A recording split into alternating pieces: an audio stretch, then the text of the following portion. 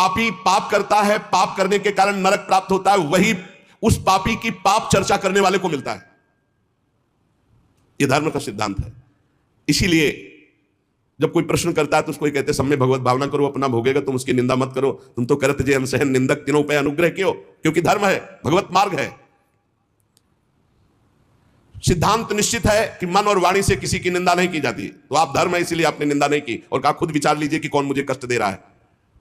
लेकिन महाराज आपके तो 4 चरण हैं, तपः शौचम दया सत्यमिति पादा कृत्यकता, तपस्या पवित्रता दया और सत्य, ये 4 चरण हैं।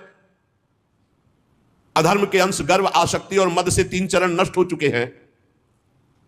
अब आपका 4था चरण एक केवल सत्य बच रहा है, वो भी लड़खड़ा रहा है। तपस्या पवित्रता दया सब नष्ट कर दिया कलयुग ने, थोड़ा सत्य बचा है, वो भी लड़खड़ा रहा है। असत्य से पुष्ट हुआ यह अधर्म रूपी कलयुग उसको भी नष्ट कर रहा है।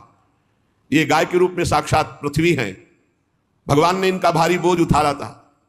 मैं समझ गया, ये राजा का स्वांग बना करके धर्मद्रोही पापी कलयुग है, मैं इसे अभी मारता हूं। कलयुग ने देखा कि प्रत्यंचा चढ़ा ली और बाण संधान कर लिया, तो तुरंत उसने मुकुट उतारा और दौड़ करके चरणों में गिरे, महाराज मैं आपका शरणागत हूं, मेरी रक्षा करो। महाराज परीक्षित के चरणों में मुकुट रख दिया कलयुग ने। शरणागत का महत्व जानने वाले महाराज परीक्षित ने देखा पैरों में पड़ा हुआ है कलयुग, तो हंसते हुए कहा, जब तो हाथ जोड़ करके महाराज युधिष्ठिर के वंश में उत्पन्न हुए किसी वीर की शरण में आ गया तो तुझे मारूंगा तो नहीं, पर तू अधर्म का आचरण कराने वाला मेरे राज्य में नहीं रह सकता।